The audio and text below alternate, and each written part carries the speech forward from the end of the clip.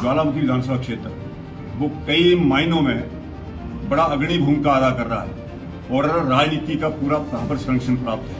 अगर आप ज्वालामुखी में रहते होते तो आपको पता लगता। आप तो ज्वालामुखी को एक धर्मशाला समझते हो। पहले आप जो है वो देरा को धर्मशाला समझते थे, अब आपने ज्वालामुखी को धर्मशाला समझ रखा है। जब दिल करता है तो आप ज्वालामुखी भ्रमण पे आ जाते हैं, जब दिल करता है तो ज्वाला से आप बाहर चले जाते हैं। कोई एक रात बताएं जिन्होंने ज्वालामुखी में काटी हो।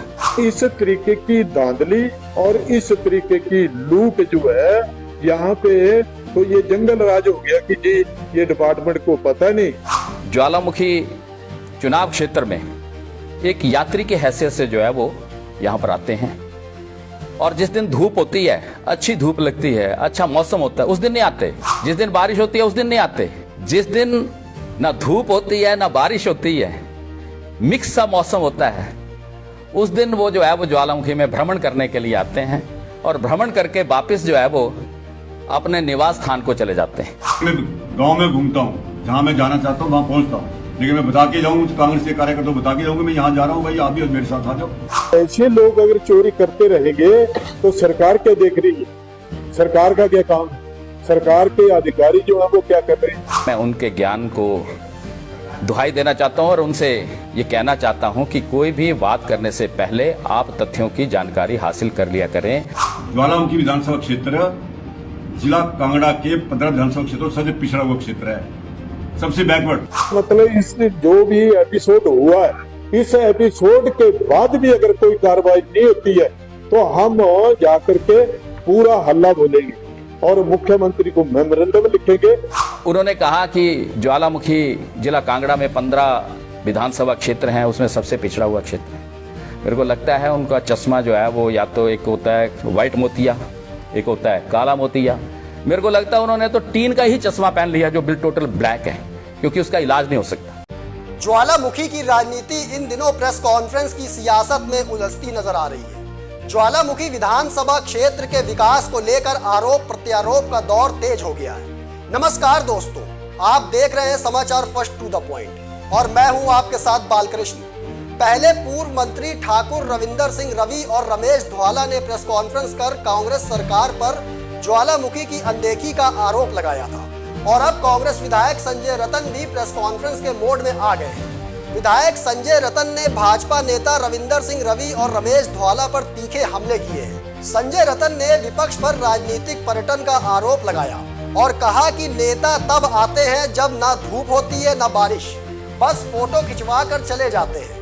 संजय रतन का ये हमला रविंदर सिंह रवि और रमेश धवाला के उन बयानों पर हुआ है जिसमें भाजपा नेताओं ने कहा था कि ज्वालामुखी विधानसभा क्षेत्र पूरी तरह से पिछड़ चुका है और यहाँ नशा और वन माफिया सरकार के संरक्षण में फल फूल रहे हैं। पूर्व मंत्री रमेश धवाला ने ज्वालामुखी में अवैध तरीके से काटे गए खैर के मोछे पकड़े जाने के मामले पर आरोपियों के खिलाफ सख्त कार्रवाई की मांग की है। रमेश धवाला ने सवाल उठाते हुए कहा कि जब क्षेत्र में खैर के पेड़ काटने पर प्रतिबंध है तो इतनी बड़ी संख्या में पेड़ कैसे काटे गए। हालांकि धवाला ने इस मामले में आरओ ज्वालामुखी के अधिकारियों और कर्मचारियों को बधाई देते हुए कहा कि उनकी सक्रियता से ये मामला उजागर हुआ है। क्या जेएसबी को वहाँ पे कब्जे में लिया गया, तो इस तरीके की धांधली और इस तरीके की लूट जो है यहाँ पे, तो ये जंगल राज हो गया कि जी ये डिपार्टमेंट को पता नहीं, और यहाँ पे मौजें लगी हैं, वन काटू जो हम लगे हुए हैं, उन्होंने सारा जंगल जो है वो खाली कर दिया और इस तरीके के करोड़ों की संपदा जो है वो जंगलों में पड़ी हुई है। और ऐसे लोग अगर चोरी करते रहेंगे तो सरकार क्या देख रही है? सरकार का क्या काम है?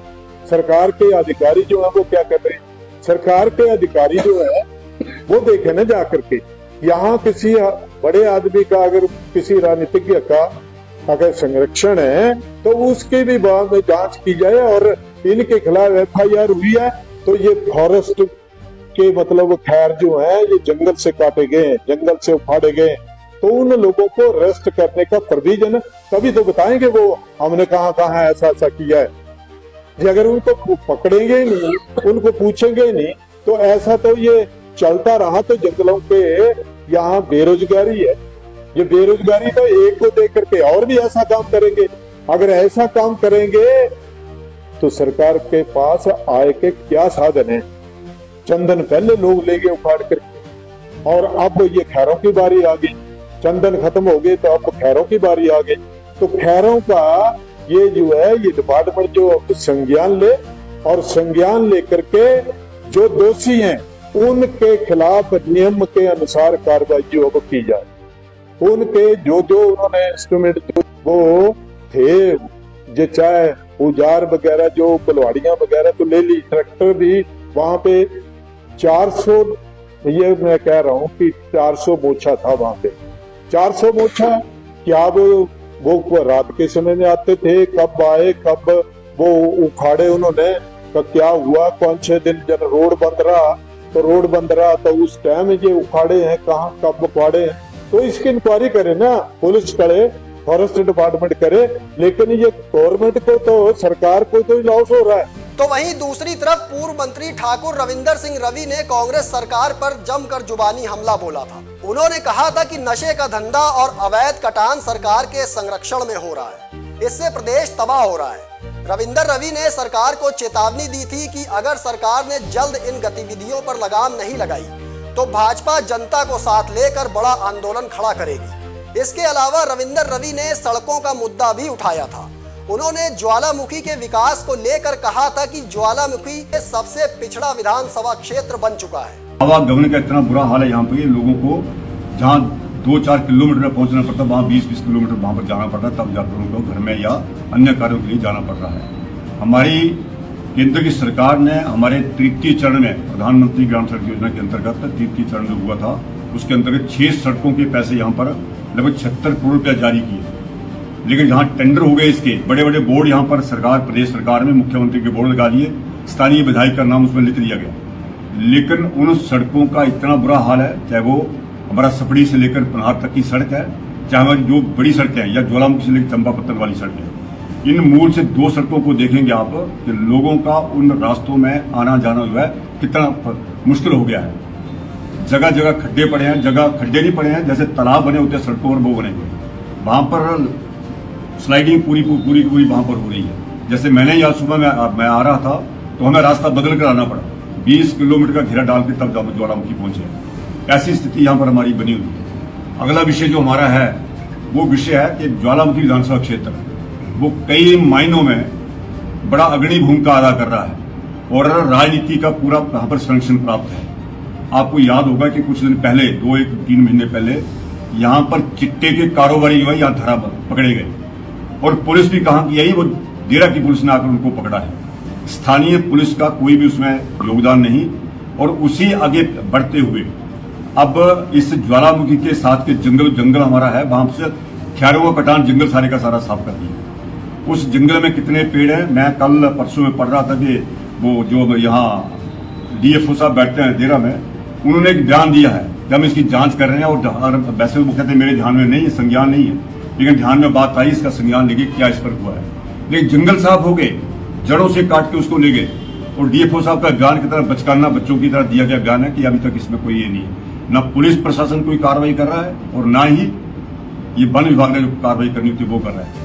अब भाजपा के इस सभी आरोपों पर कांग्रेस विधायक संजय रतन ने जवाब दिया है। संजय रतन ने कहा है कि भाजपा नेता रविंदर रवि अब ज्वालामुखी को भी देहरा की तरह समझने लगे हैं। टूरिस्ट बनकर आते हैं, टीन का चश्मा पहनकर प्रेस से वाहवाही लूटते हैं। संजय रतन ने कहा रविंदर रवि जमीनी सच्चाई से कोसों दूर हैं, विकास का श्रेय लेने का प्रयास कर रहे हैं, जबकि हकीकत कुछ और ही है।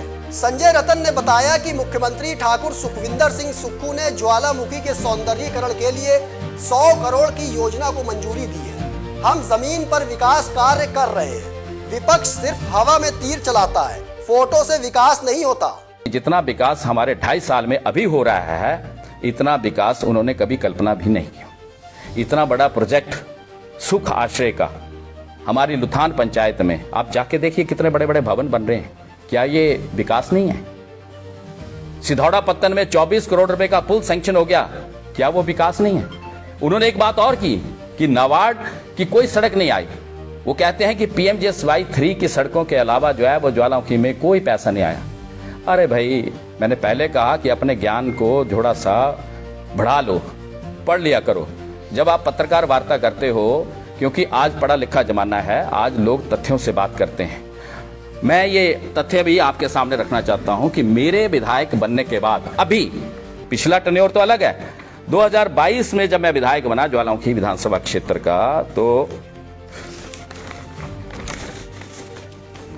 6 सड़कें नाबार्ड में सैंक्शन हुई हैं। ये 6 सड़कें हैं जिनके ऊपर काम चल रहा है। ये भी उनको दिखाई नहीं दे रहा है कि 6 सड़कें नाबार्ड से सैंक्शन होकर आई हैं। जिस पीएमजीएसवाई की वो बात कर रहे हैं, पीएमजीएसवाई की डीपीआर किसने बनाई? पीएमजीएसवाई 2022 दिसंबर में आया। 2022 दिसंबर में विधायक ज्वालामुखी का कांग्रेस पार्टी का संजय रतन था। मैंने वो डीपीआर बनाई, मैंने वो गवर्नमेंट ऑफ इंडिया को भेजी, वो डीपीआर सैंक्शन होके आई जिनको वो क्लेम करते हैं। इसके अलावा और भी हमारे कितने काम जो है वो आज ज्वालामुखी में लगे हैं। सरकार संज्ञान नहीं लेती।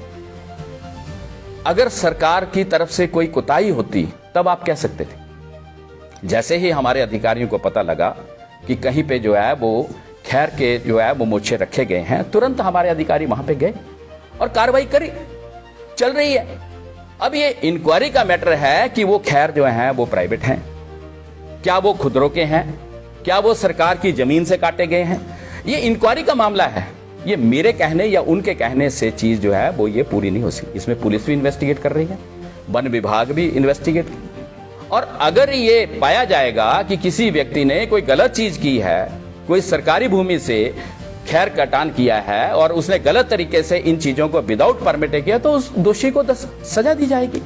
लेकिन इंक्वायरी से पहले आप कैसे कह सकते हैं? और अगर आपको यह लगता है कि जंगलों के जंगल कट गए, जब कांग्रेस की सरकार आती है तो यहां पे बहुत नुकसान होता है, बहुत जंगल कटते हैं, तो भारतीय जनता पार्टी के समय में कोई ऐसी हरकत नहीं हुई। जब भी कोई क्राइम होता है, कहीं पे भी होता है, उसके बाद ही उसके ऊपर इन्वेस्टिगेशन होती है। जब तक कोई क्राइम नहीं होगा तो हम किसी व्यक्ति को पकड़ के अंदर तो नहीं कर सकते, उसके ऊपर केस तो नहीं लगा सकते।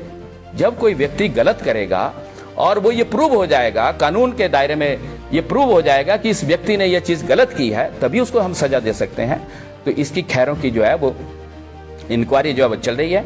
दोनों विभाग, पुलिस विभाग भी और हमारा जो वन विभाग इंक्वायरी कर रहे हैं। अगर व्यक्ति दोषी पाया जाएगा तो उसके ऊपर जो है वो संज्ञान लेके उसके ऊपर कार्रवाई की जाएगी। तो इस तरह से ज्वालामुखी इस वक्त सियासत की ज्वाला से जल रहा है। विकास को लेकर भाजपा और कांग्रेस आमने सामने हैं और एक दूसरे पर जुबानी हमले बोल रहे हैं। खैर कुछ भी हो, आपका क्या मानना है, हमें कमेंट बॉक्स में जरूर अपनी राय दीजिएगा।